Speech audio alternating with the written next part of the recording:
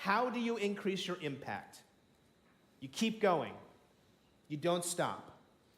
As we saw with the wicked servant, if you're not productive, there are consequences. Your works don't save you, but they are evidence of your faithfulness to Christ. So let's see the consequence first for the wicked, unfaithful servants. Verse 24.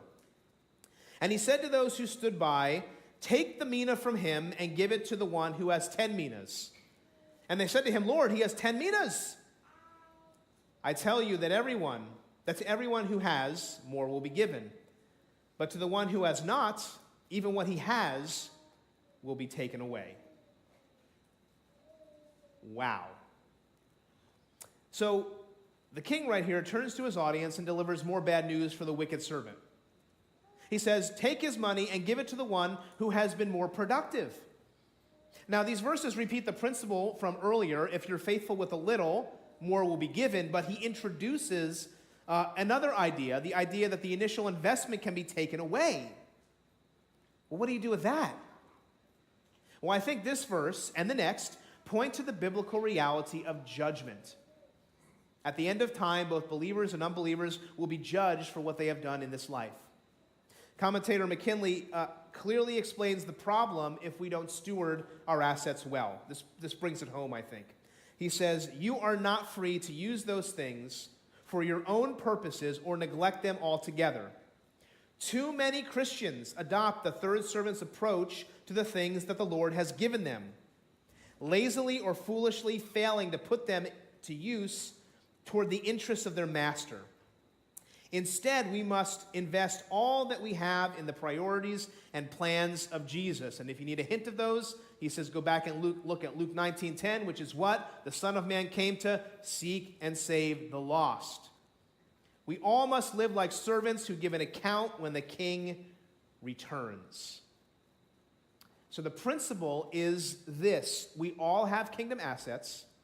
Are we using them for ourselves, or does our faith in Jesus make a difference? Now he moves back to the citizens. They too will be judged. Verse 27, this is the last verse. But as for these enemies of mine, who did not want me to reign over them, bring them here and slaughter them before me. Wow. Now, at first blush, this is a hard verse to read, right? Bring them here and slaughter them? Now again, I would argue that these characters are not disciples, they're not Christians, that they are the people who have not surrendered to Jesus as Lord, who have resisted him, and as unpopular as it is to say, at the end of time there will be judgment. If you don't love Jesus, you are his enemy. Paul says that too. You did not want him to rule your life as king, you wanted to be your own king, and for that choice, you'll be judged. Now again, Jesus, as he's been doing this whole parable, is giving us a historical illusion and a spiritual reality. So Luke's readers, when they pick up this gospel, they would have read and thought of the destruction of Jerusalem in AD 70, which, if you don't know, we'll get into this next week, was a horrific time. The Romans come in, they burn Jerusalem to the ground, they desecrate the temple. People by the hundreds, thousands die. He's giving a vivid picture of the spiritual reality facing them as well. Now again, we'll talk more about that next week. But this whole parable has been showing opposite responses to the king. You can either have joyful surrender or selfish resistance. The question of the parable is, as we wait for the king's return, how should we live? And my prayer is that we all would engage in joyful surrender and shun selfish resistance. Choose to increase your kingdom impact. Now, how do you do that? You don't stop, you keep going.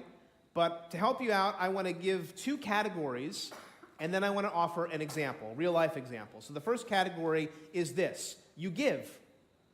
You give. Now, maybe today, as we took our inventory of your kingdom assets, some of us thought, how can my generosity increase? And when you think about giving, I would suggest you consider your entire kingdom asset portfolio. It looks a little bit like this. I gave it three categories. The first category I would have you think of is your products. Now, what I mean by that is these are your spiritual and natural gifts, your products, your relational skills, your health, your personality and educational background. Are you being a good steward of that? Second, think about your possessions. And that is, yes, your monetary wealth, your home, your car, other properties. How can those things be leveraged to bless others? And then third, think about your position. This is your sphere of influence and your experience. How can you use all of these things, this whole portfolio, for God's glory? Give. Second, go.